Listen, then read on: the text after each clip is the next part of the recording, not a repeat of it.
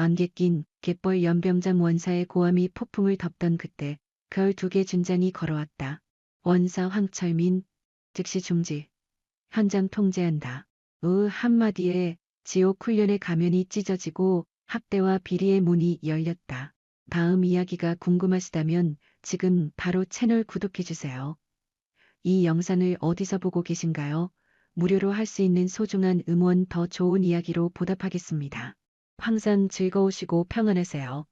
댓글 공유와 채널 구독은 큰 사랑이 됩니다. 네 놈들 여전히 누나를 구여대? 내가 흑판물 마시라고 했으면 뱉지 말고 삼켜. 썩은 물같이 정신이 나약한 상태로 특수부대에 지원을 했어. 이가치 없는 쓰레기들아. 어원이 숨을 못 쉬게 해줄까? 강릉 외진 곳에 위치한 바닷가. 연병자는 아침의 서리보다 더 매서운 공기로 얼어붙어 있었다. 바닷바람이 세차게 몰아쳐도 대원들의 비명과 한 중년 지휘관의 고함 소리는 폭풍 소리조차 덮어버렸다. 황철민 원사 그의 검게 죽어버린 눈동자는 교육생들을 사만사리와 광기로 번뜩였다. 내 근육질 몸과 가슴에 달린 훈증들은 잔혹한 폭력의 역사를 직면했다. 그는 벌써 지쳐서 갯벌에 넘어져 있는 교육생들의 머리에 구정물을 들이고 오며 미친 사람처럼 소리를 지르고 있었다. 야, 이민준, 네 놈은 내가 일주일 갑을 굶겼는데도 목숨이 붙어있는 꼴이 제법이구나. 네 뱃속 안에 진흙과 소금물 말고 딴 음식이 들어가게 못해. 너희는 괴물보다 독해야 해. 사람의 마음 따위는 전부 다 잊어. 네 민준은 벌써 죽음의 문턱에 서 있었다. 그의 얼굴은 찢어지고 피가 내쳤으며 흙탕물과 자갈이 뒤섞인 토사물 흔적이 그의 턱 밑을 적시고 있었다. 그는 아픔을 소리칠 기력마저 전부 다 잃었다. 이민준만 그런 게 아니었다. 연장이 있는 모든 교육생들이 황철민의 발 아래서 짐승 같은 대우를 당하고 있었다. 주변에 있던 간부들은 공포심에 떨며 전혀 나설 생각을 하지 못했다. 그들 또한 황철민의 잔혹무도한 교육 현장이 벌써 적응했거나 아니면 그에게 겁먹어서 암묵적 동조를 하고 있었다. 황철민은 넘어진 이민준의 눈동자를 향해 흙을 뿌려대며 비웃거렸다. 바로 그때 서늘하면서도 묵직한 카리스마의 여자의 목소리가 공기를 가르고 들려왔다.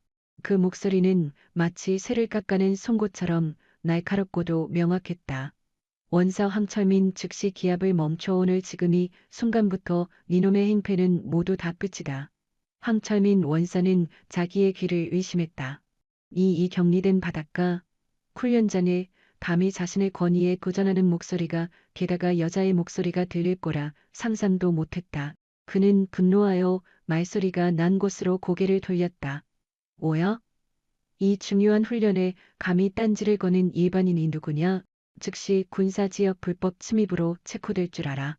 안개 속에서 한 여자가 걸어왔다. 그녀는 해병대 전교 정복 모습이었다. 20대 초반쯤 보이는 앳된 외모였지만 그녀의 눈동자는 수만 번의 전투와 고통을 넘은 듯 짙고 매서웠다. 또한 그 정복 위에 권적인 계급자는 황철민의 눈을 경악하게 만들었다. 가을 2개, 해병대 특수수색대 소속의 강소영 준장이었다. 황철민 그 위치에서 굳어버렸다. 피부색은 순식간에 흑빛으로 변했다. 그는 자기의 앞에서 일어난 가혹한 행위를 어린 장군이 전부 다 지켜봤음을 알아챘다. 지난 몇 년간 그 아무도 감히 갑작 권력조차 생각하지 못했던 자신의 권력 아래에 있더니 폐쇄적인 공간이 한순간에 부서져 내리는 찰나였다. 강소영 장군님, 어째 여기 곳까지 우리는 야간 지옥 훈련 중입니다. 황철민은 담원하며 거수경례했지만 그의 발은 심하게 흔들리고 있었다. 강소영 준자는 서서 쓰러져 신음하고 있는 교육생들의 비참한 몰골을 잠깐 쳐다봤다. 특히 이민준 교육생의 몰골은 처참했다. 그녀의 표정에는 단 하나의 기색도 보이지 않았지만 그 차가움이야말로 제일 커다란 살기를 품고 있었다. 야간 지옥 훈련 황철민 원사. 내가 방금 확인한 꼴이 자네가 주장한 올바른 군사 훈련이냐? 교육생에게 갯벌을 먹이고 잠과 밥을 빼앗고 구타를 해내는 짓거리가 해병대 특수수색 대대의 훈련 방식이냐? 감자니 곳에서 기합을 전부 그만둬라. 그리고 모든 교육생에게 의무대의 긴급 치료를 빨리 지시해야. 민준장의 지시는 하늘을 찌르는 듯 대단했고 연병장을 휘감고 있던 살기와 압박감조차 한순간에 그녀의 발밑 아래로 꿇어앉혔다. 근처의 간부들조차 황철민이 아닌 강준장의 지시에 맞춰 행동하기 시작했다. 황철민은 정신을 수습하고 위기를 피하려 했다. 장군님 착각이십니다. 쟤들은 지원에서 지옥의 훈련을 고티는 중입니다. 아픔 없이는 완벽한 특수요원이 될 수 없습니다. 저희 목표는 오직 전력 상승. 입 닥쳐라. 강준자는 황철민의 입을 무섭게 막았다. 자네의 목적이 무엇이든 결론은 가업 범죄와 하극상이다. 나는 해병대 특수수색대의 위상을 추락시키는 그 무슨 행동도 용서하지 않을 것이다. 자네의 모든 만행은 오늘의 시간부로 군사법원의 처형대에 오를 것이다. 강준장은 넘어진 이민준 교육생에게 다가가 한쪽을 꿇고 앉았다. 그녀는 이 교육생의 괴로워하는 눈가를 바라보며 차분히 말했다. 이민준 교육생, 나는 강소영 준장이다. 너희들을 짓밟던 지옥 문이 닫혔다. 걱정하지 말고 네가 당한 모든 일을 빠짐없이 털어놓을 수 있겠니? 너희의 신변은 내가 보호한다. 이훈련병은 서건이 비추는 것만 같은 강준장의 눈빛을 마주하고 있었다. 꼴은 힘겹게 고개를 주워거렸다. 그 미약한 행동은 무자비한 억압에 저항하는 투쟁의 서막이었다. 강준장은 가가갔다. 황철민 원사. 내 눈에 훈련정 규정이 어긋나는 두 가지가 포착되었다. 우선 기록된 일지와 전혀 다른 잔혹한 구타의 흔적들. 다음, 자네가 병사들에게 분출했어야 할 전투 장비들과 식사의 결핍. 그녀는 쥐고 있던 묵직한 증거물을 들어서 보였다. 자네는 최근 3개월간 특수부대 전용 고열량 식단과 신형 방호 장부류를 포함한 보급 수령 문건을 날리는데 반면 연병장이 있는 교육생들의 군장은 전부 폐급이고 녀석들은 며칠간 값도 구경하지 못했어. 그 물건들은 어디에 있나? 훈련 기록, 미전은 그저 빗나간 충성심으로 가질 수 있겠지만 불스품 착복은 중대범죄다. 최 원사의 얼굴은 방금 완벽하게 잿빛으로 변했다. 그가 기피했고 감추려던 비밀이 밝혀졌다. 교육생들에게 지급될 최신 장비를 빼돌려 민간에 판매했던 것이다. 그 타락의 사슬은 단순한 절도를 넘어 군 조직의 미거래와 결탁되어 있었다. 연장군님 아닙니다. 그건 제 의지가 아닙니다. 전 그저 윗선의 명령을 수행했을 뿐입니다. 절 없앨 겁니다. 제가 말해버리면 끝장입니다. 최 원사는 공포에 휩싸여 짐승처럼 울부짖었다. 그의 말투는 더 이상 거만한 악단의 것이 아니었다. 덫에 걸린 동물의 비명과 같았다. 윗선의 명령. 강소영 준자는 그날을 붙잡았다. 그녀는 벌써 짐작하고 있었다. 박동철 원사가 이렇게 과감한 비리를 저지르는 것은 표시 뒤에 막강한 배우가 있기 때문일 터였다. 윗선의 명령. 그래. 그 배우가 누군지 풀어버리는 것이 자네가 할 수 있는 유일한 속죄의 길일 것이다. 이제부터 자네는 내 감시하에 둔다. 나는 한시간부로 군 부대에서 발생한 모든 불법 행위에게 전면 수사를 선언한다. 자네는 통제실에서 나와 함께 모든 장부를 개조하게 될 것이다. 어떤 놈에게도 보고할 생각은 마라. 자네의 모든 회선은 이미 끊어졌다. 강준장의 작전 설계는 치밀했다. 그녀는 벌써 이 기습 단속을 위해 외부 연락망을 전부 불통으로 만들고 자신의 정예수사 요원들만 비밀리에 투입했던 것이다. 그녀의 곁에는 유령처럼 활동하는 특수부대 소속의 정예요원들이 투입되어 부대 내 모든 병력을 통제하기 시작했다. 미님이 연인되는 중 최 원사는 최후의 저항을 시도했다. 강준장님, 저는 이 조직에 20년을 쏟았습니다. 특수부대의 명맥을 이어왔습니다. 저 같은 간부를 건드리면 군 조직이 뒤집힙니다. 대통령실까지도 보고가 올라갈 것입니다. 당구님은 너무 어립니다. 이 판이 얼마나 살벌한 판인지 모르시는군요. 부디 못 본 척 해주십시오. 제가 장군님께 바칠 수 있는 것은 주둥이 가물어. 감준장은 서늘한 눈빛으로 최원사를 쏘아보았다. 군을 20년 동안 병들게 만든 것은 자네의 관행이 아니라 그것은 범죄가 나는 내 조국과 해병대의 긍지를 걸고 이 약속을 박살낼 것이다. 그 자네가 거론하는 그 윗선이 누구든 나는 칼을 뽑았으니 끝장을 본다. 자네가 내게 할 수 있는 것은 오직 자백뿐이다. 상황실을 감도하자 강준자는 최 원사를 의자에 구금하고 제일 먼저 교육생 신상기록부와 보급물자 불출입 계장을 확인했다. 장부에는 교육생들에게 분배되어야 할 장비의 목록과 개수가 꼼꼼히 적혀 있었지만 최 원사가 창고에 남겨둔 물건은 그 반절에도 미치지 못했다. 수억 원의 산운하는 국방 자산이 증발한 것이다.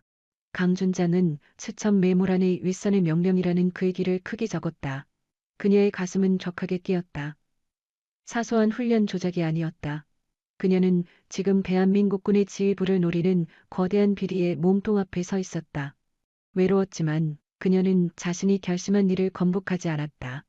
최 원사, 이제부터 자네가 사실을 클 때까지 나는 단 한 걸음도 이 통제실을 벗어나지 않을 것이다. 자네의 배우가 누구인지 자네가 착복한 자금들이 어디로 샜는지 오늘부터 김감이 될 것이다. 남소영 준장의 의지와 황철민 원사의 벼랑 끝선 비명을 통해 스토리가 평범한 가오키니 사건을 넘어군 조직의 막대한 비리로 향하고 있음을 예고하며 낙을 내립니다. 포항 오찬읍바가 훈련전이 낡은 컨테이너 통제실 새벽에 서늘한 기운이 꽉 막힌 실외를 채웠다. 강소영 준자는 두터운 정막 안에서 황철민 원사를 응시하고 있었다. 원사의 눈은 극한의 두려움과 포기로 어지러웠다.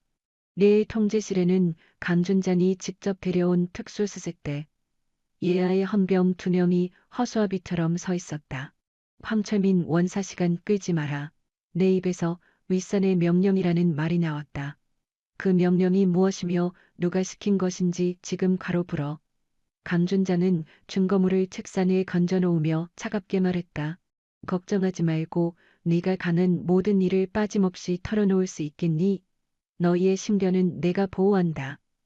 이 훈련병은 서관이 비추는 것만 같은 강준잔의 눈빛을 마주하고 있었다.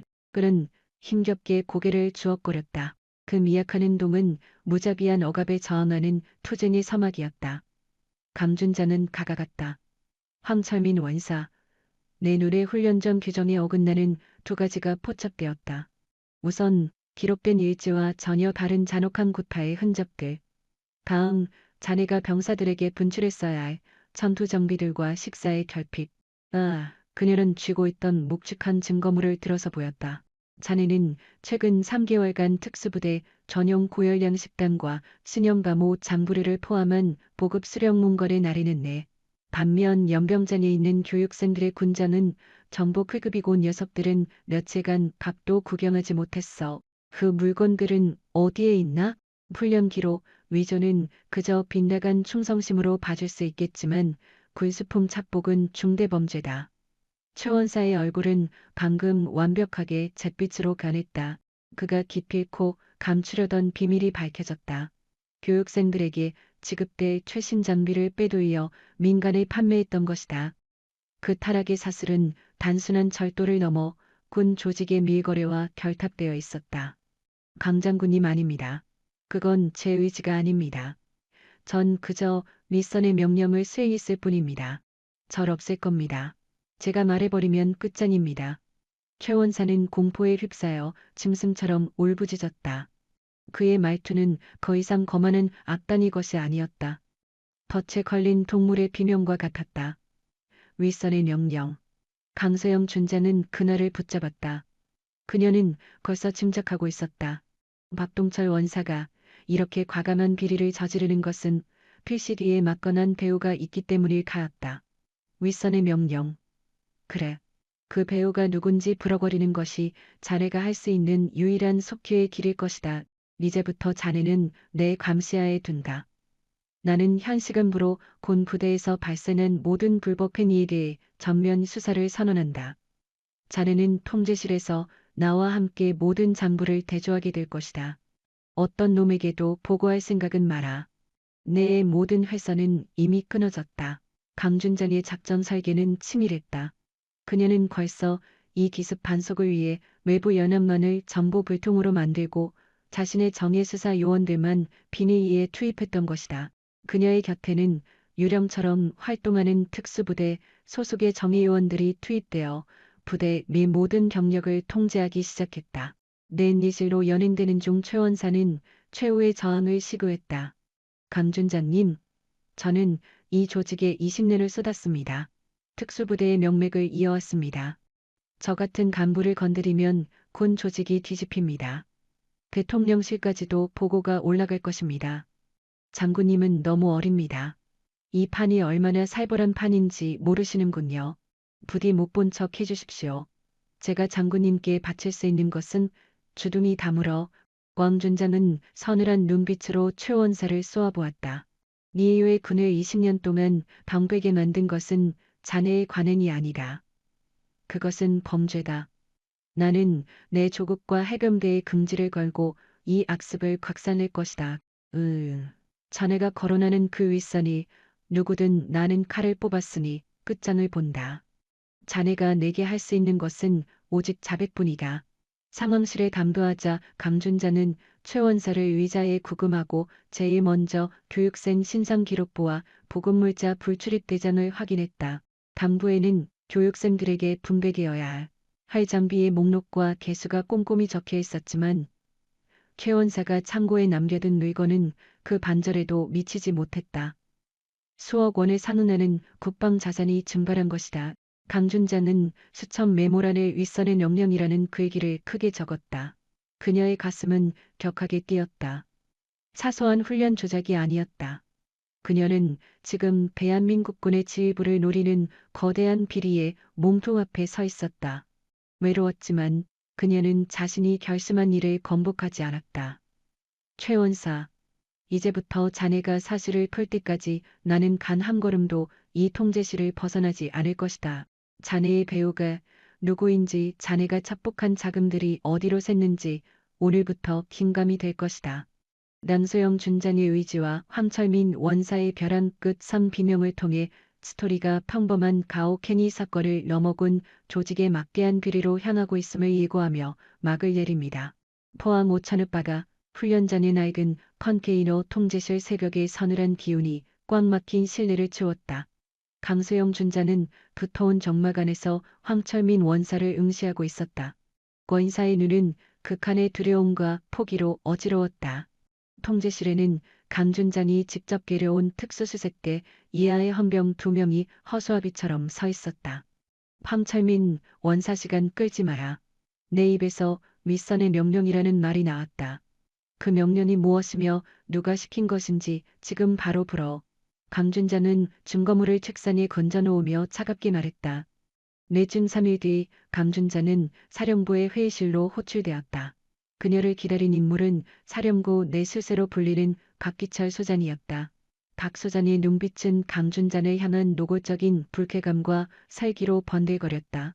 강준장, 자네가 지금 건드린 사안이 얼마나 위험한 내관인지 알고 있나? 최원사의 징계는 간연하다. 병영 부조리와 보급 물자 착복은 절대로 묵과할 수 없지. 그러나 윗선의 개입이라거나 예비역 장성 모임 같은 이야기는 보를 넘은 것 아는가? 자네의 착각으로 군 기강을 엉망으로 만들고 있어. 박 소장은 서류를 거칠게 내던지면서 강준장에게 호통을 쳤다. 강준장은 기에 놓이지 않았다. 소장님, 저는 부대에서 피해자들의 끔찍한 진술을 받았고 최원사의 증언을 녹취했습니다.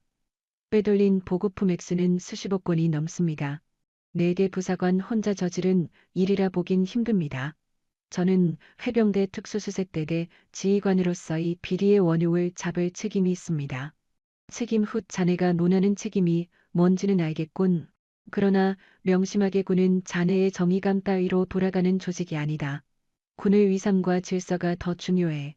자네가 지금 건드리려는 분들은 이 군을 지켜온 살아있는 전설과 같네. 그분이 자네의 칼에 베이는 것을 상부는 원치 않아. 박 소장은 대놓고 사건을 덮고 은폐할 것을 강요했다. 그들의 공로가 크다면 그들이 저지른 악행은 더욱 묵과될 수 없습니다. 진정 위대한 군인이라면 군의 위신을 세워야 했지 병사들의 고열을 짜내 돈놀이를 해선 안 됩니다. 미인의 강준장의 눈동자는 확신으로 빛냈다. 박 소장은 강준장에게 마지막 경고를 했다. 아, 좋네. 나는 자네의 그 소신을 인정해. 허나 이번 일은 최 원사의 구속으로 종결되어야만 해. 자네는 이제 부대로 돌아가서 훈련과 작전에만 집중하도록 해. 허나 자네가 끝까지 군 내부의 어두운 치부를 파헤친다면 자네의 군복뿐만 아니라 자네 주변 인물들의 안위마저 장담할 수 없게 될 것이야.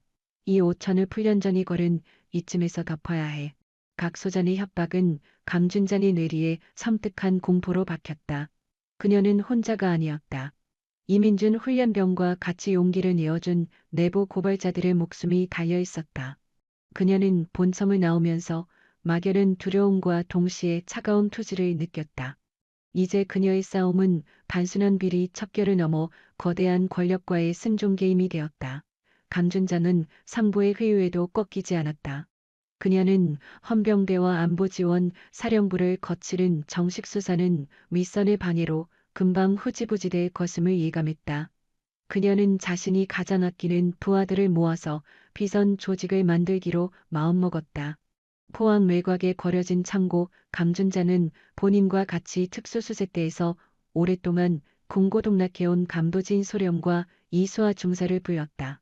강소령은 탁월한 첩보 분석가였고 이 중사는 사이버전 및 암호 해독 분야의 베테랑이었다. 강소령 이 중사 지휘부는 권을 은폐하려 합니다. 황찬인 원사는 단순한 하수인이 아닙니다. 우리는 현재 막대한 방산비리와 특수부대 훈련을 빙자한 거대한 범죄 집단과 맞서게 될 것입니다. 합법적인 수사는 막힐 것이 확실합니다. 나는 오늘부터 비공식적인 비밀 전담팀을 가동할 것이다. 자네들 나를 믿고 함께할 수 있겠나? 안도진 소령은 지체하지 않고 정리했다. 준자님의 의지가 곧 법입니다. 저희는 해병대의 긍지를 위해 목숨 걸고 싸우겠습니다. 이수와 중사 또한 눈빛을 빛내며 대답했다. 저희는 준장님을 믿습니다. 이 악행을 기필코 끝장내겠습니다. 강준자는 그 사람에게 최 원사의 자백 조서와 이민준 훈련병의 녹취 파일을 건네주었다. 그들의 목표는 세 가지였다. 우선 최 원사가 지목한 포항 인근의 창고를 발견해 범죄 집단의 꼬리를 잡을 것. 최 원사의 통화 내역과 자금이체 기록을 추적하여 배우의 윗선을 찾아낼 것. 끝으로 이민준 훈련병을 포함한 내부 고발자들의 승변을 최우선으로 보호할 것. 강소영 준자는 포항의 심연 속에서 외로운 전투를 시작했다. 그녀는 이미 거대한 권력의 소용돌이에 발을 들여놓았다.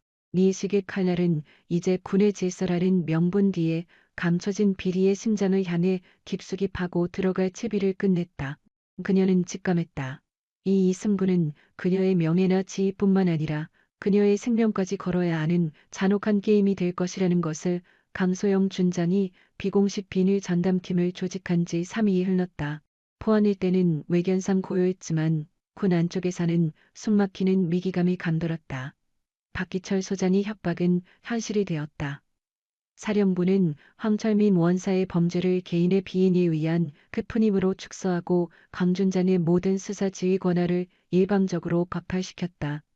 강준장은 비밀 전담팀과 함께 오천을 패한 훈련장에서 수거한 최 원사의 비밀장과 증거들을 해독하는 데 몰두했다. 그녀는 최 원사의 낡은 겉옷에서 비밀 같은 문서를 찾아냈다. 요일 독수리, 오성, 그리고 묘한 숫자들의 배열이 적혀 있었다. 감도진 소령은이 문서를 해독하며 강준장에게 건넸다. 준장님, 독수리는 해병대 교육훈련단이라 예비역 반부 모임을 의미하는 속어의 개연성이 큽니다. 오성은 경주 일대에서 움직이는 비밀 클럽이나 위치를 가리키는 코드일 수 있습니다. 또한 저 숫자들은 아마도 비밀금고 번호가 아니라 밀반출 물품의 부피나 입금 일자를 표시하는 것으로 보입니다. 이수아 중사는 최 원사가 숨겨뒀던 비밀 무선 반말을 해킹하는 데 성공했다. 뜻밖에도 최 원은 군사 채널이 아닌 사설만의 우회 서버를 통해 은밀하게 브로커와 정보를 주고받았다.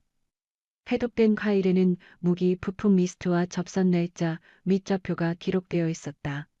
그 좌표 중 하나가 바로 최 원사가 지목했던 경주 외곽의 부두였다. 강준자는 지금 정장 움직여야 한다고 결정했다. 그녀는 강소령과 이중사를 이끌고 새벽녘 점주 해안의 낡은 부두 지역을 덮쳤다. 그곳은 인적 흐름이 끊긴 버려진 조선소 단지의 뒤판이었다.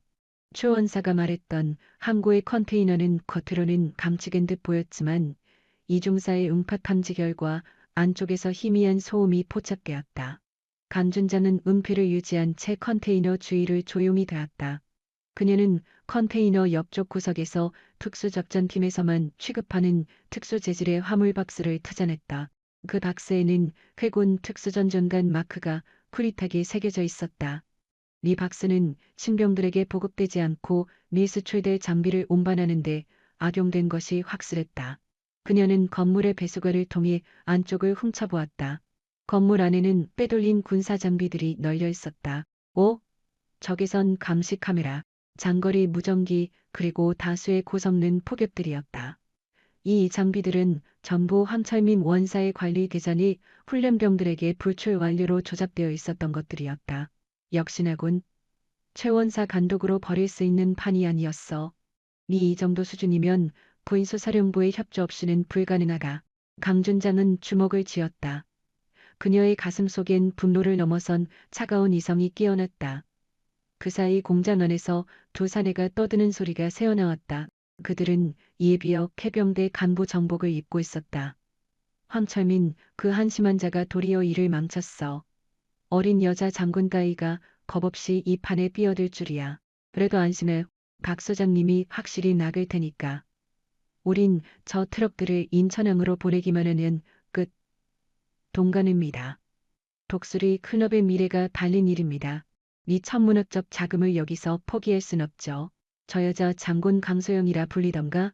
너무 설치면 명을 재촉할 텐데 그녀가 파헤친 건 사소한 횡령이 아니라 군사 기밀과 직결된 위험한 거래입니다.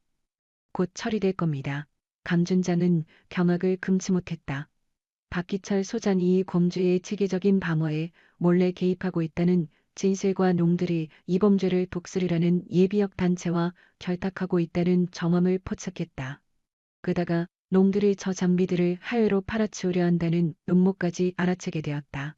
군사 기밀과 직결된 위험한 거래라는 발언은 이 사건이 단순한 도둑질을 넘어 국가 반여 kenny와도 닿아있음을 의미있다.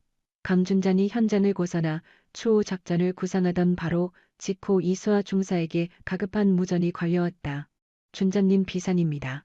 이민준 훈련병이 머무는 안전가옥의 괴한들이 들이닥쳤습니다. 번호 없는 검은 벤 2대가 후문 초소를 돌파했습니다.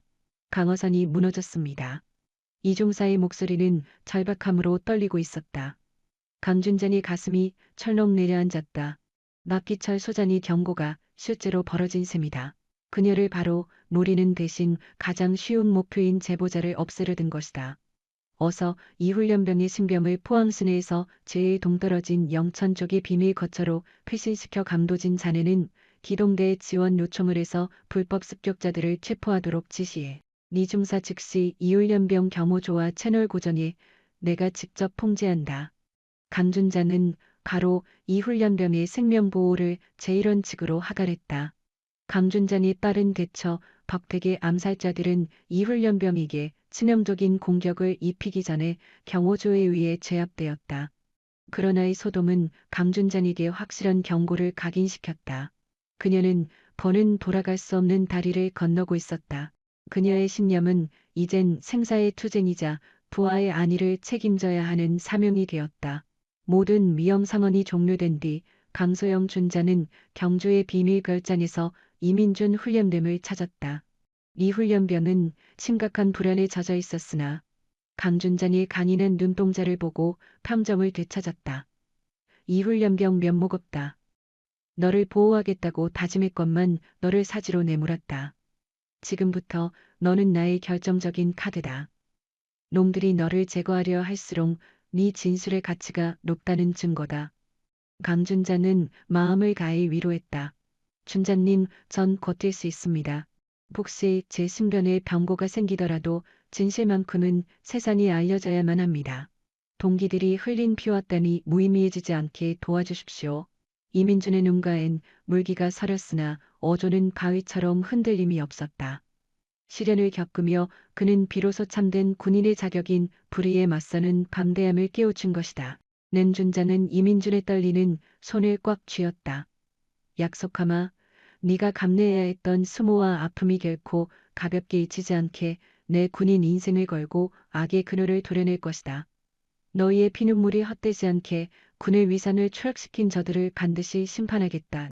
그녀는 지난밤 포항에서 목격한 짙은 어둠, 지휘부의 부당한 외압, 그리고 예비역 카르텔의 협박을 상기했다. 가야 할 길은 가시밭길이었으나 가슴 속엔 이민준의 결의에 찬 눈동자와 황철민이 포에는 추악한 자백이 준 확신이 자리했다. 미성준자는 다시금 투지를 불태웠다. 이제 그녀에게 계급장이나 궁복의 무게는 중요하지 않았다. 오로지 정의만을 좇는 투사로 거듭난 셈이다. 타깃은 분명했다. 부산항으로 밀반출되는 장비를 차단하고 배후 조종자인 곽기철 소장과 갈매기 파의 검은 유착을 세상에 폭로하는 일이었다. 그녀는 최후의 결절을 위해 신발끈을 조였다. 렌준잔이 범죄 집단의 밀수 시도를 포착한 직후 수사팀은 일각이 여삼추인 초비상 사케를 맞이했다.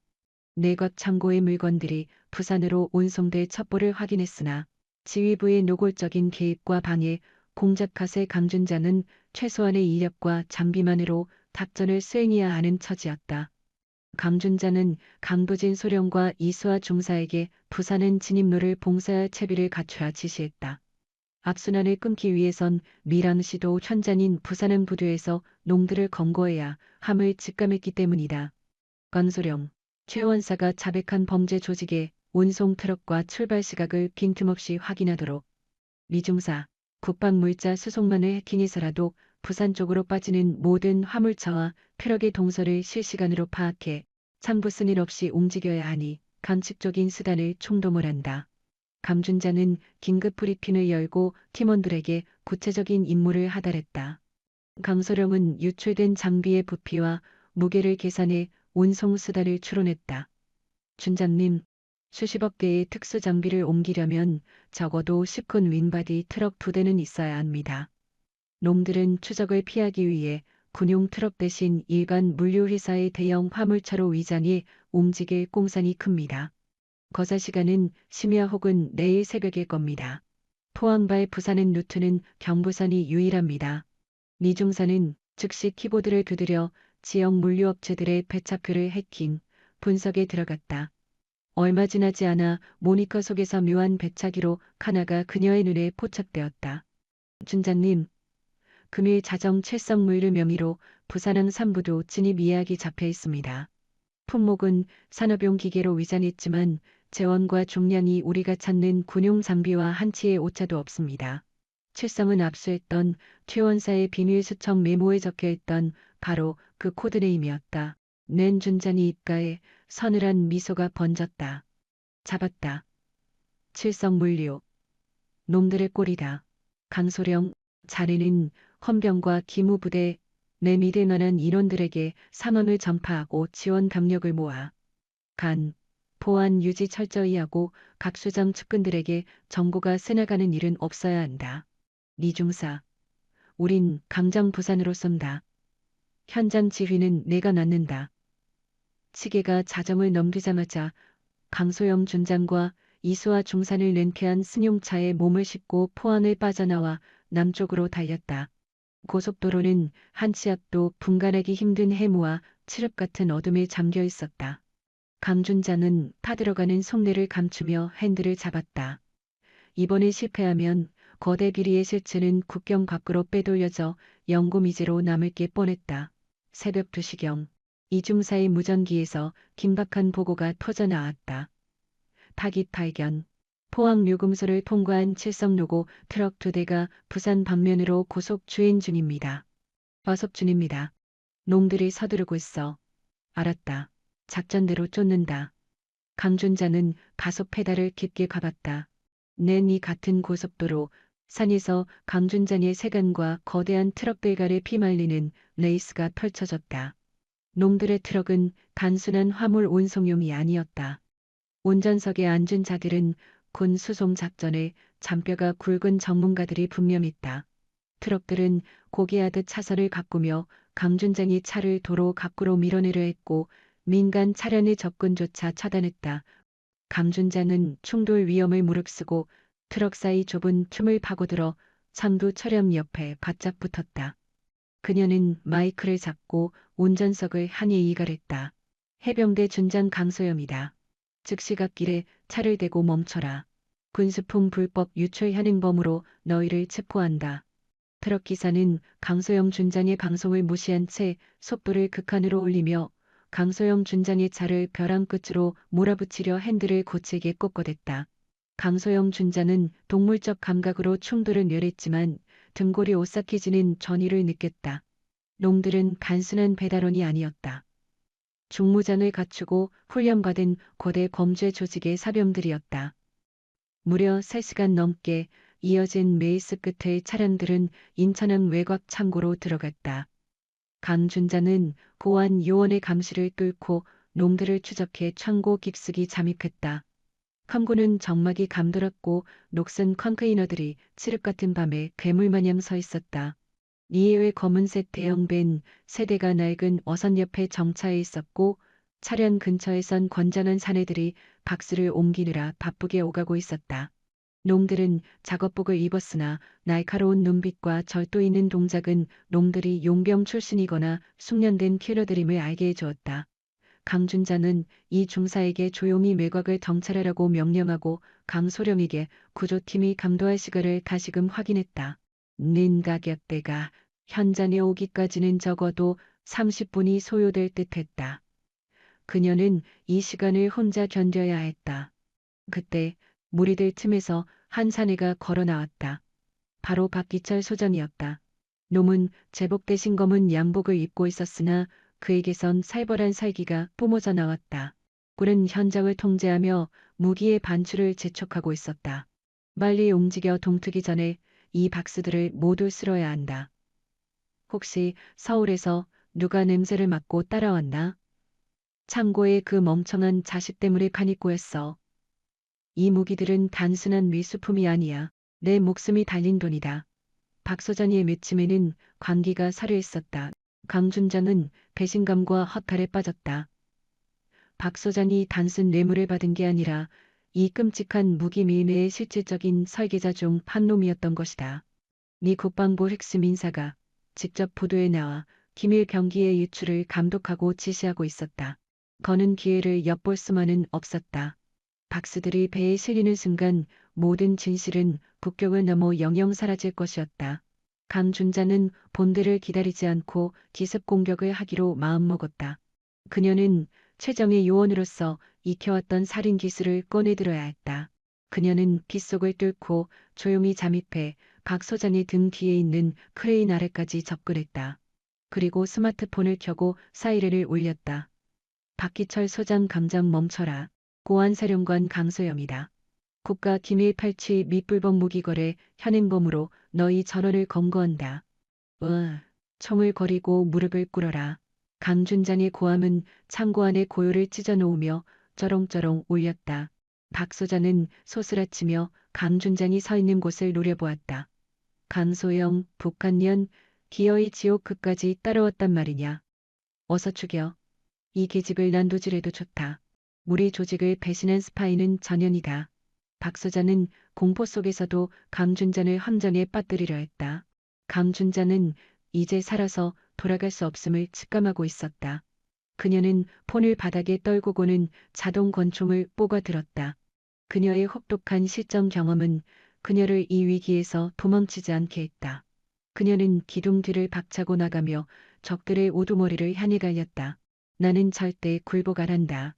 조국을 팔아먹은 너희 쓰레기들을 내 손으로 직접 처단할 것이다. 인천항의 창고는 찰나에 강소영 준장과 범죄 조직 킬러들 간의 피튀기는 전쟁터로 돌변했다. 그녀의 무모한 돌질은 거대한 악의 고리를 끊기 위한 처절한 몸부림이었다.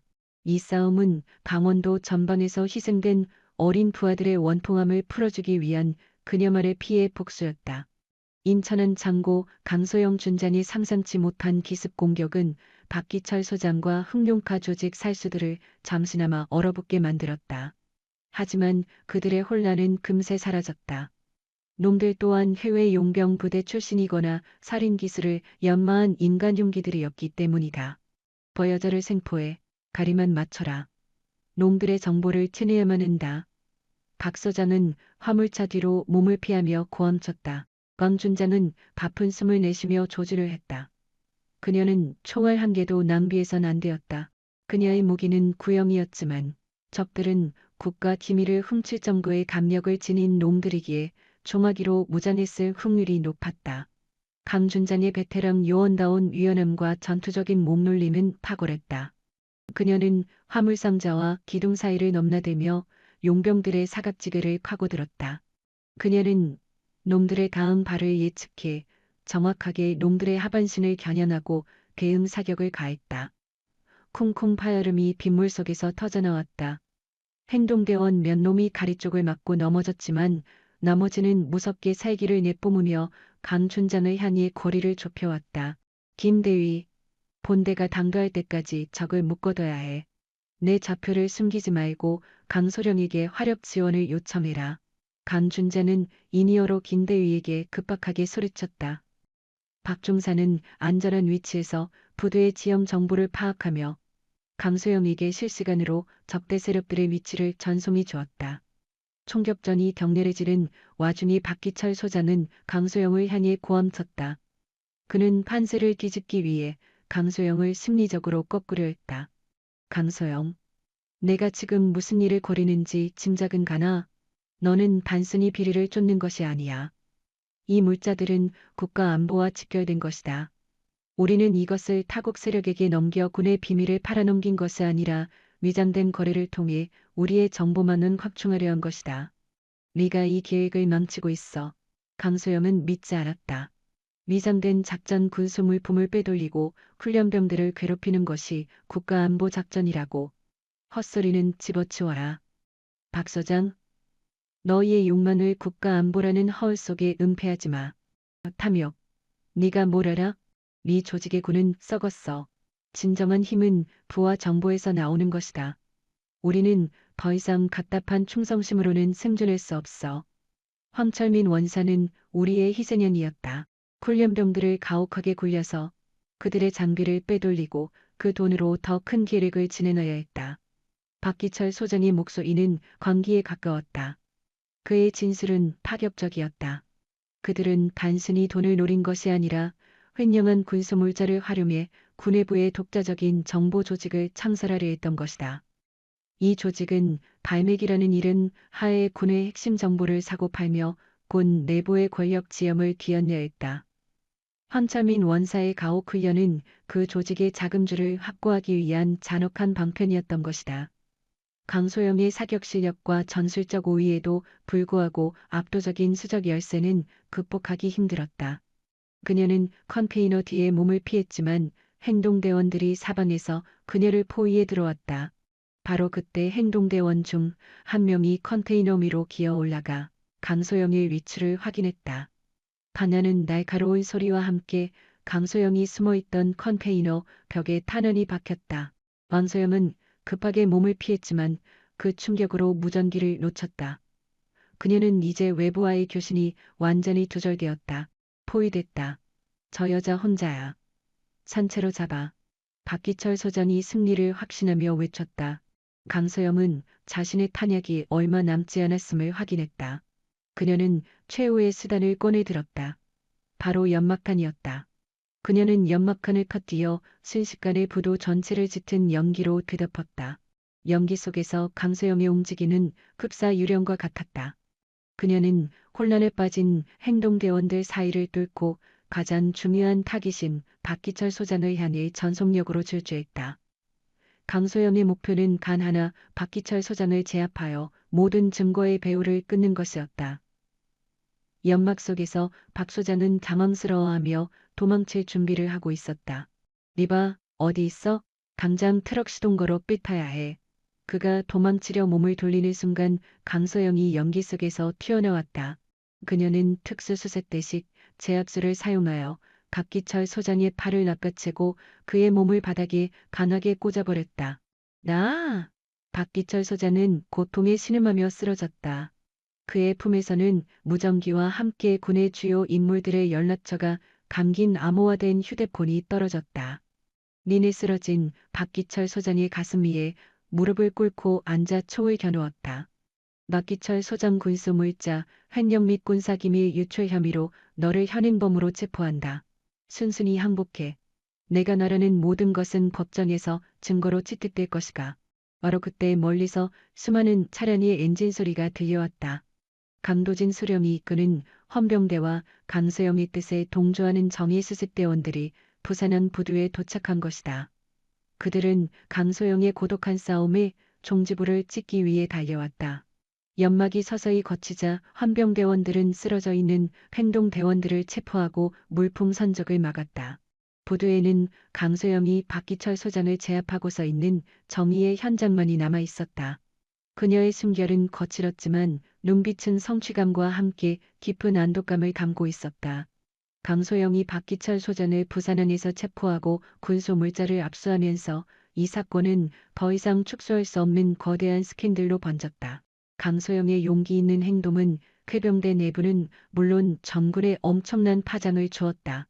렌제영의 특수수사팀은 압수한 박기철 소장의 휴대폰과 창고, 물품 목록을 바탕으로 갈매기 조직의 실체를 파헤치기 시작했다. 포항의 훈련 비리에서 시작된 사건은 쾌역 고위 간부들이 군납비리와 군사기밀 유출을 통해 조직적으로 군의 권력 구조를 농단하려 했던 국가안보국 비리임이 드러났다. 그러나 진실이 밝혀질수록 군 수뇌부는 더욱 깊은 침묵에 빠져들었다. 박기철 소장의 체포는 그들에게 치명타였지만 그들 중 다수가 갈매기 조직과 직간접적으로 연루되어 있었기 때문이다. 그들은 강소영을 영웅으로 추대하는 대신 그녀의 수사를 방해하고 사건을 은폐하려 했다. 강준자는 산부층의 지괴한 회유와 협박에 시달렸다. 그녀가 제출한 자료와 기록은 고의로 누락되었고 그녀의 수사는 조직을 분열시키는 독단적 테니이자군 기간회의의 표본이라며 매도당했다. 왕준장 박 소장의 판례는 이미 결론난 것이나 마찬가지네.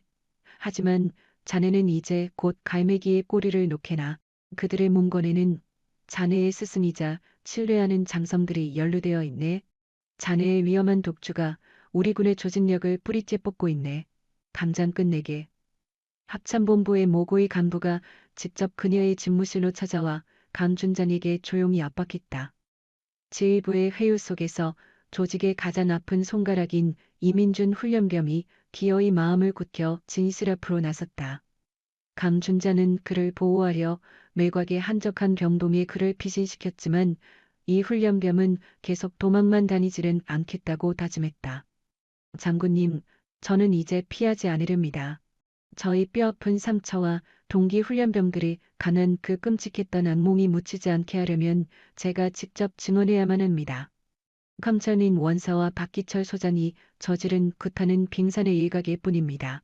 놈들이 우리를 시켜 미반출한 최신 무기가 저 적들의 손에 넘어가 어떤 위험이 되었는지 온 국민이 알아야 합니다. 이 훈련병은 강준장의 조력하에 군사재판의 참고인으로 나설 것을 자청했다. 리에콩루는 군수뇌의 비리와 가혹행위의 실체를 세상에 낱낱이 고발하는 기폭제가 될 것이었다. 재판정 내부는 강준장의 한 명으로 인해 술렁거렸다. 제복을 입은 젊은 장군이 사령관급을 구속하고 군 조직의 환부를 도려내려 한다는 현실은 충격 그 자체였기 때문이다. 군사재판의 선고 날에는 박기철 소장과 황철민 원사가 피고석 의자에 앉아 있었다. 놈들의 표정에는 아직도 억울함과 분노가 가득 차 있었다. 증언대에는 강소영 준장과 이민준 훈련병이 함께 있었다. 강준장은 현장 비밀 벙커에서 체증했던 각종 반일륜적인 학대와 인천항으로 빼돌린 밀수품들의 내역, 그리고 갈매기 부대의 전모와 박 소장의 육성을 차분하고 냉철하게 공개했다. 드디어 가장 결정적 순간 이민준 훈련병이 마이크를 잡았다. 그는 흐르는 눈물을 깎아냈지만 고지어 분노에 찬 외침으로 그간의 끔찍한 기억을 토해냈다. 팜 원사는 우리에게 오물을 할타하고 있습니다.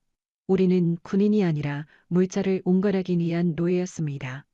우리의 눈물은 사령부 핵심 인물들이 뒷돈을 챙기고 군을 사유화하려던 더러운 욕망의 희생임들이었습니다.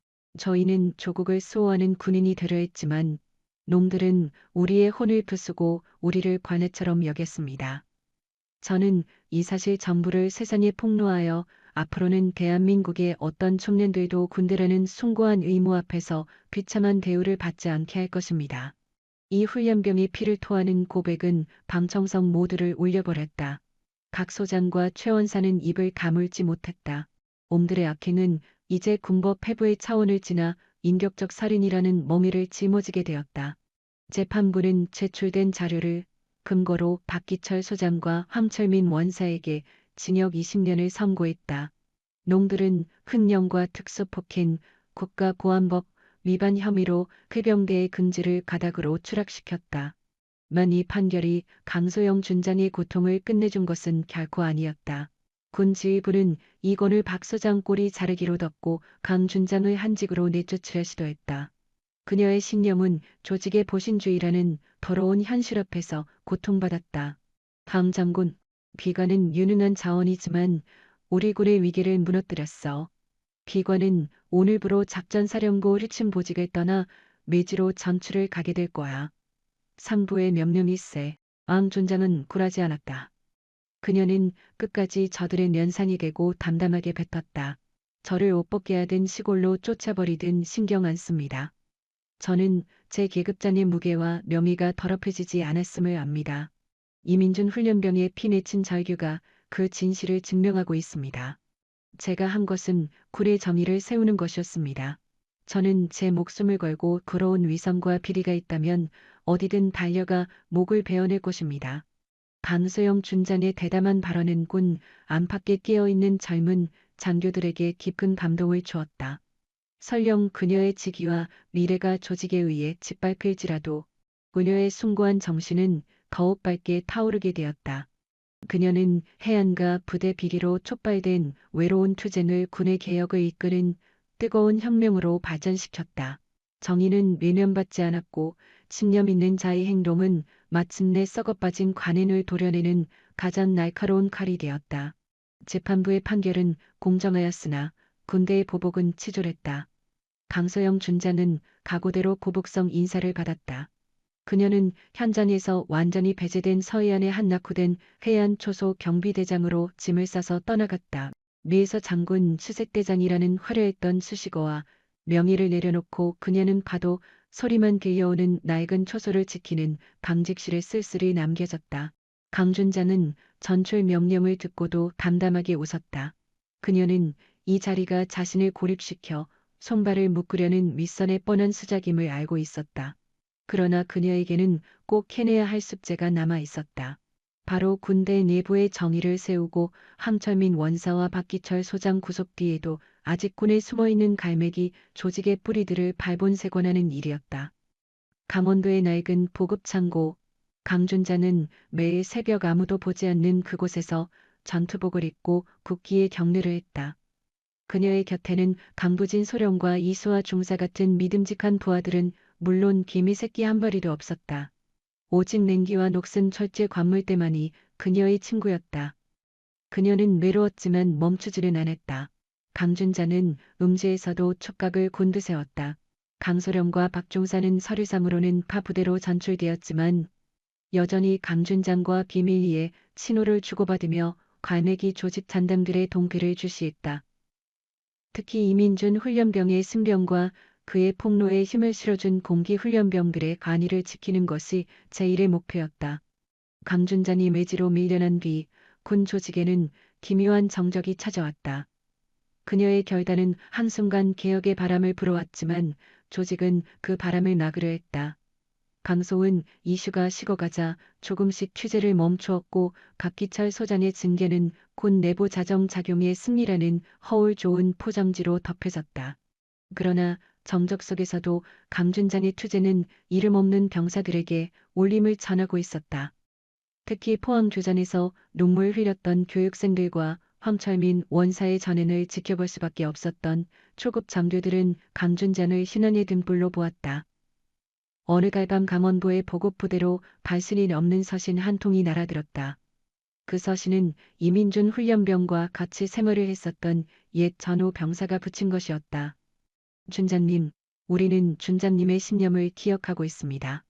그는 입을 나그라들겠지만 우리는 결단코 포기하지 않을 것입니다. 우리 중 몇몇은 현역으로 군했습니다. 우리는 준자님이 심은 개혁의 불씨가 타오르기를 바라고 있습니다. 우리는 매일 밤 우리가 당했던 아픔과 준자님의 결기를 되새기며 가시는 군의 부조리가 싹을 틔우지 못하도록 우리들을 채찍질하고 있습니다. 강준자는 그 글귀를 보면서 가슴속이 뭉클해졌다. 그녀의 전출은 쓸쓸한 유배였지만 그 쓸쓸한 안에서 그녀의 존재감은 더욱 크고 강하게 자라고 있었다.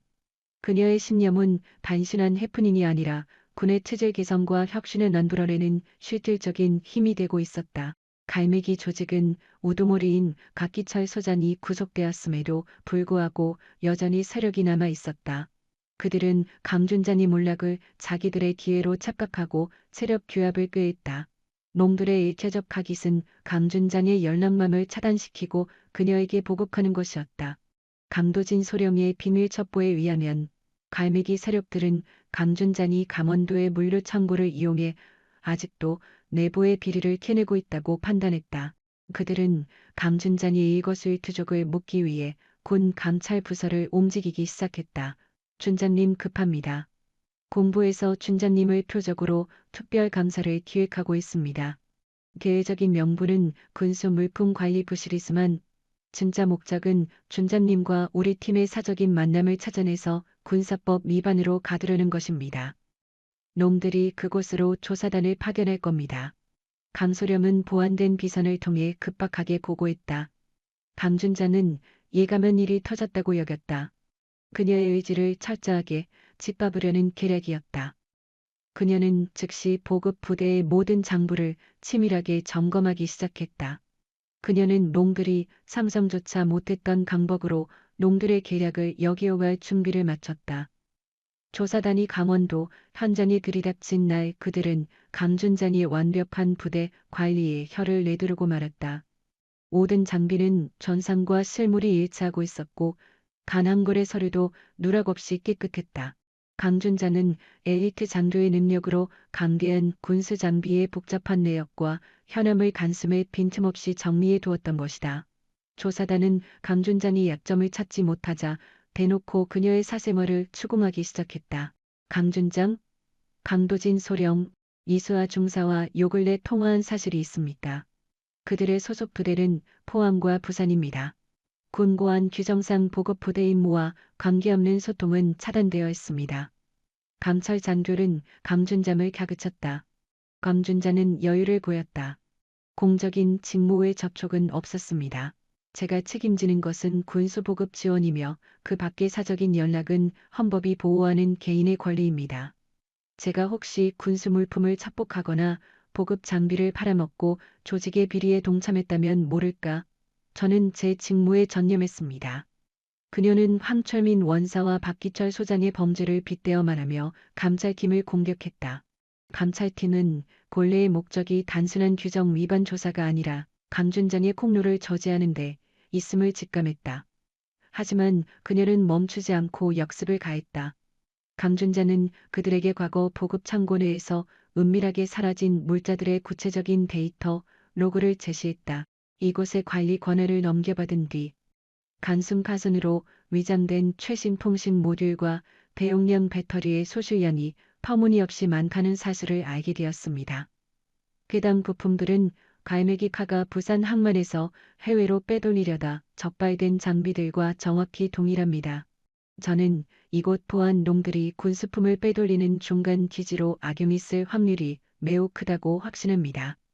지금 감찰팀이 수사해야 할 대상은 제가 아니라 사라진 장비들의 최종 목적지일 것입니다. 면전에 몰리는 빈틈없이 예리했다.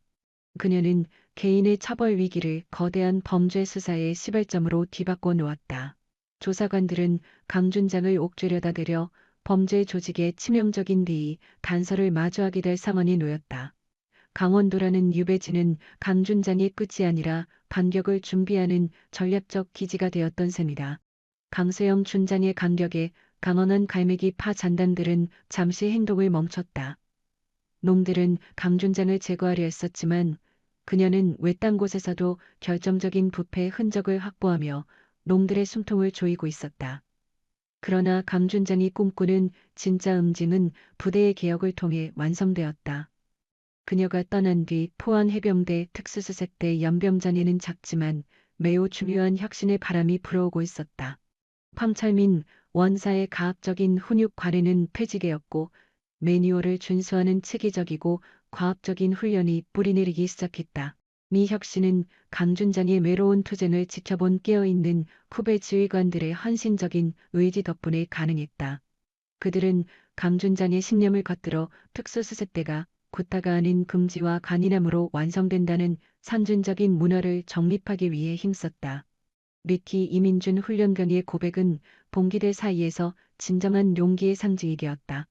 이제는 불합리한 지시에 맹목적으로 따르기보다 강준장의 뜻을 새기며 전우를 보호하기 시작했다.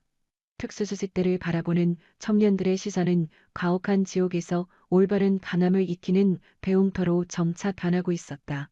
명준장이 강원도에서 보급홍 횡령거를 집요하게 파고드는 사이 강도진 소령은 포항 인근의 잠복희 범죄 조직의 자금죄를 추적했다. 강소령은 황철민 원사의 계좌 입출금 기록을 정밀 분석하던 중 충격적인 전설을 포착했다. 최 원사가 범죄 조직의 윗선으로 자금을 섭납할 때 일반적인 현찰 송금뿐 아니라 가상 화폐를 활용한 정원이 포착된 것이다. 이수와 중사의 사이버 추적 능력을 빌린 강소령은 해당 가상 화폐 계좌의 출소유자를 찾아내는 데 도달했다. 매당 계좌의 진짜 주인은 다름 아닌 박기철 소장을 지휘하던 국방부의 핵심 권력자였다.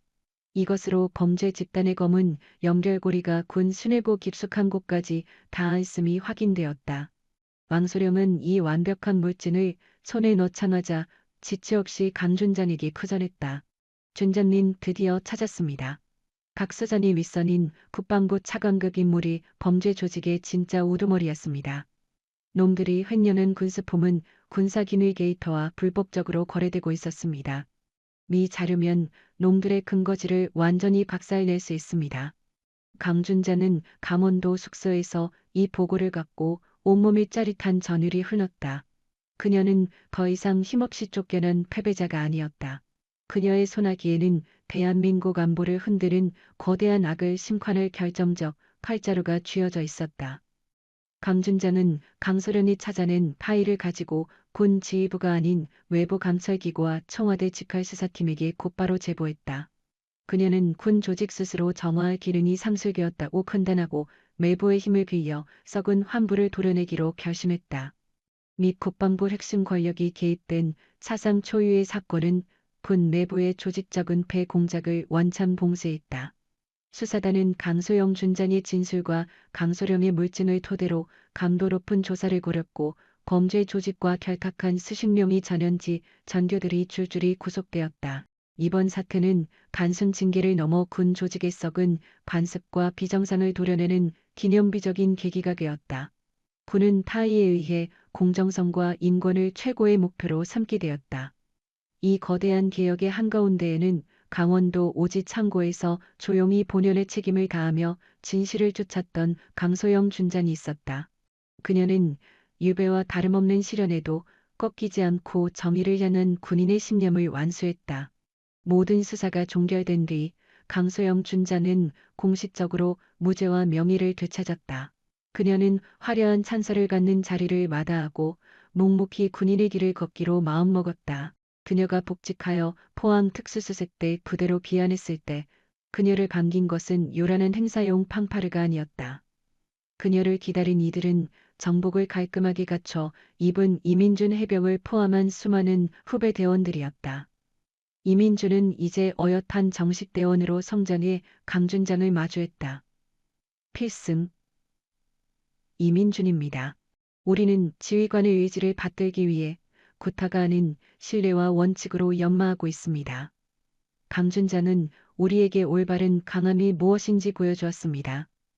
우리는 가시는 옛날의 과오를 답습하지 않을 생각입니다. 이민준의 표정은 더 이상 두려움에 떨고 있지 않았다. 그의 안에는 확신과 열정이 가득 찼었다. 강준자는 마음이 뜨거워졌다. 그녀의 외로운 투쟁은 값진 것이었다. 그녀가 확보한 진실은 군의 놀라운 혁신을 불러왔고 어린 병사들의 등불이 되었다. 그녀는 그 성과가 본인의 독자적인 업적이 아니라 이민중과 같은 병사들의 진실한 노력과 회기의 결실임을 알게 됐다. 강준장의 헌신 자체가 군의 찬란한 미래가 된 셈이다. 강지훈 준장의 결단과 헌신으로 군 조직의 비리는 일소되었고 쾌병대 수색 부대는 힘찬 새 출발을 알렸다. 강준장은 한직에서 돌아와 군내 인권 및 윤리 부문의 최고 관리자로 영전하게 되었다. 그 자리는 그녀에게 아주 적합하고 능히 해낼 수 있는 곳이었다. 그녀는 간압이 아닌 존엄을 가치로 내세워 군조직의 관습을 가꿨다. 게다가 포항의 교육 방식은 송두리째 변했다. 옛날 황철민 원사가 주도했던 야만적인 학습은 전부 없어지고 체계적이고 효율적인 데이터를 바탕으로 한 멘탈과 육체 관련 커리큘럼이 시작되었다. 매일민 이제 고통의 훈련이라는 무시무시한 별명으로 불리지 않게 되었다. 반면 아주 자랑스럽고 튼튼하며 올바른 리더들이 지휘하는 최정예로 인정받기 시작했다. 강준자는 매번 연병장을 돌며 이민준 훈련병을 포함한 어린 해병대원들과 대화했다. 그녀는 병사에게 계속해서 의심하고 반문하는 태도를 알려주었다. 미 상사의 지시라도 잘못이라 판단되면 거부하라. 불의함에 동조하는 것은 악행의 조력자가 되는 꼴이다. 그것이 그녀가 가르친 진정한 해병대의 정신이었다. 왕지훈 준장은 군 조직의 청년부를 끌어올리기 위해 본인 직통 비밀 신고함을 만들었다. 이 열람만은 비밀을 지켜줬으며 억울한 처사나 비리 사건을 제거할 수 있는 확실한 수단이 되었다. 이 제도는 황철민 원사 같은 사람의 독단적 범죄나 박기철 소장 같은 구조적 비리가 두 번은 일어날 수 없도록 막는 잠금장치 구실을 했다. 강준장은 지휘관 및 리더들의 양성 커리큘럼에 존중과 도덕 수업을 필수로 넣었다. 훈련은 신입 병사들에게 힘이 바로 정의가 아니라 정의가 바로 힘임을 알렸다. 우리의 힘은 복음 물품을 횡령하는 데서 생기는 것이 아니다. 우리의 힘은 아파하는 전우를 무시하지 않는 마음에서 생긴다. 우리의 힘은 잘못된 지시에 안 돼요라고 말할 수 있는 패기에서 생긴다. 강준장의 외침은 국군의 가슴에 거친 파도의 함성처럼 기표였다. 그녀는 쓸쓸한 투사가 아니라 군 조직의 정의를 상징하는 별이 되었다. 모든 일이 정리된 뒤 강준자는 복역존인 최기태 원사를 찾아갔다. 최 원사는 감옥 생활을 하며 본인의 업을 표절이기에 후회하고 있었다. 그의 표정에서는 거만함이 없어지고 짙은 후회만이 서려 있었다. 준장님, 저는 제가 얼마나 무서운 만행을 해냈는지 항상 자책합니다. 병사들에게 그냥 그 몰상식한 짓거리는 이해받을 수 없다는 것을 압니다. 그렇지만 준장님 덕택에 제가 더 나쁜 구렁텅이로 추락하는 것은 피할 수 있었습니다. 응, 고맙습니다. 강준자는 그를 과주지도 욕하지도 않았다. 그녀는 그저 차분하게 답했다. 당신의 죄는 법이 고랬지만 당신의 진실된 찬의는 이제부터 당신의 과오를 시인하고 우리 군의 혁신을 지지하는 것에서 비롯될 것입니다. 당신의 만행은 군의 위상을 추락시켰지만 당신의 고백은 더 큰 비리를 끄는 데 일조했습니다. 이 점을 기억하십시오. 강준장의 관용과 회복의 이야기는 가오키니로 고통받았던 병사들에게도 전해지게 됐다. 그들은 최원사의 징계를 보고 공정을 느꼈고 강준장의 위로의 한마디를 듣고 아픔을 싣고 나아갈 힘을 찾았다. 이민준 훈련병은 부대에서 본인의 뜻을 펼쳤고 다른 전우들 또한 군을 자랑스레 제대하거나 남아 군의 찬란한 미래가 되었다. 포항의 과다와 강지훈 준장은 이민준 대원을 포함한 수색 대원들과 같이 아침 훈련을 바라보고 있었다. 그들의 연습은 힘들었겠지만 그 안에는 전우애와 긍지가 넘쳐났다.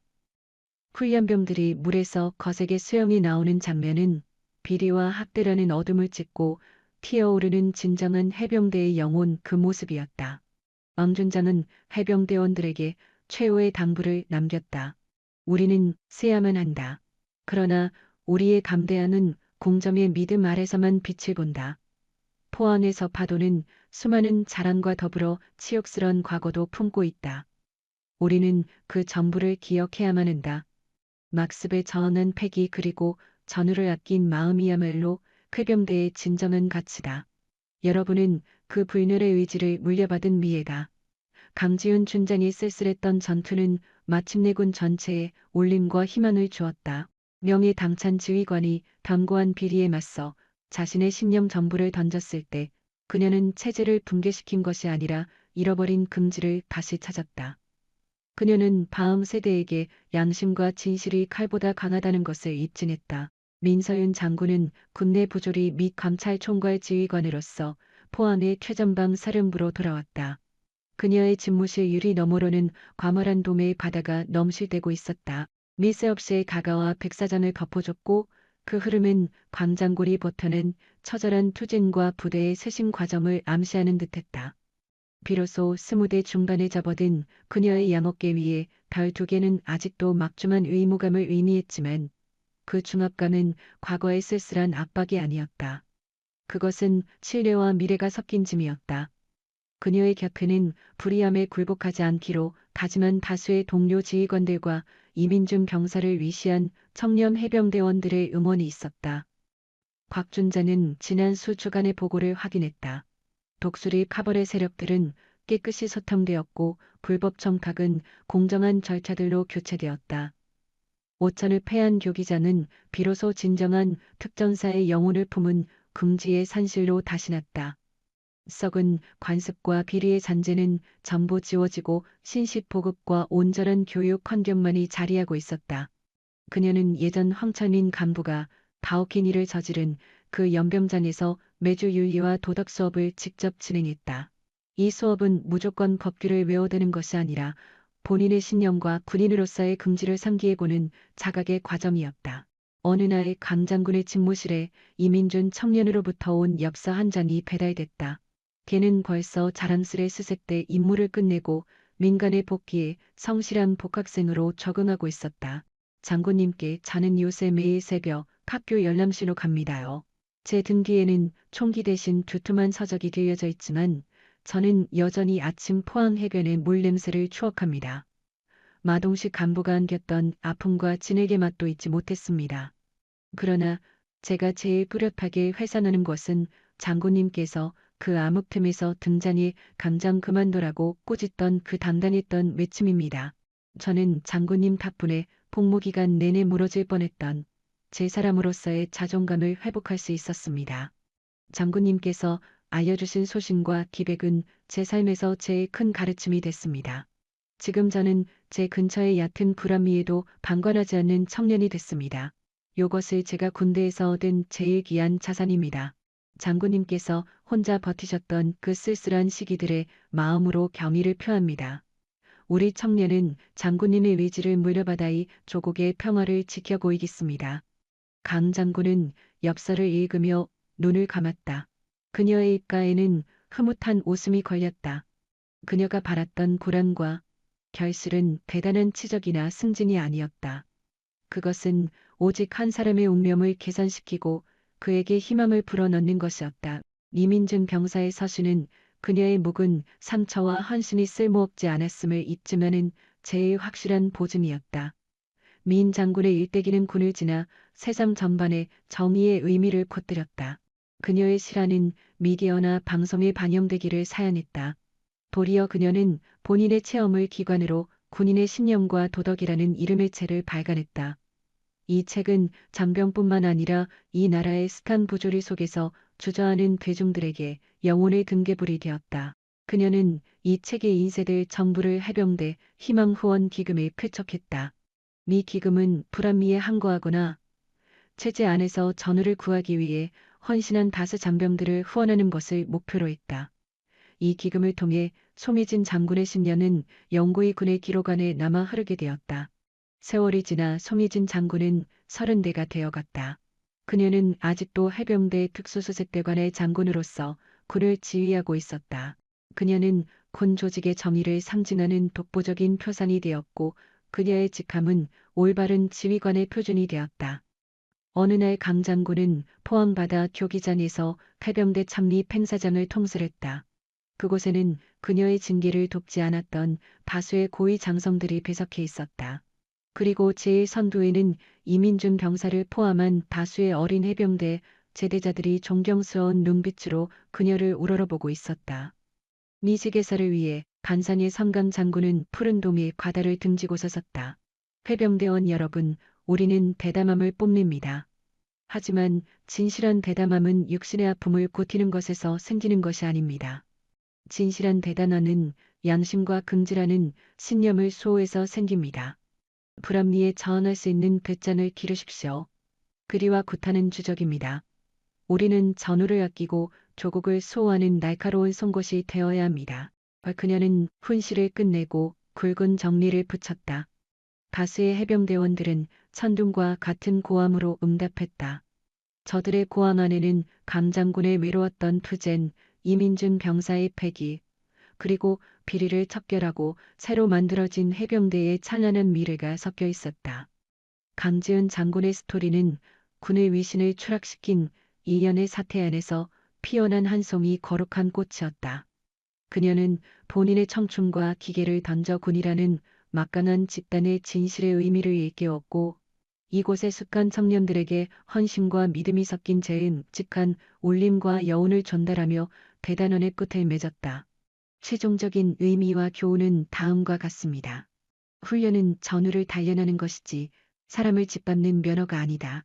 의관의 권위가 원칙을 잃은 순간 그건 교육이 아니라 범죄가 된다. 그리고 진실을 말하는 한 명의 용기가 썩은 조직을 흔들어 군의 품격을 되찾는다.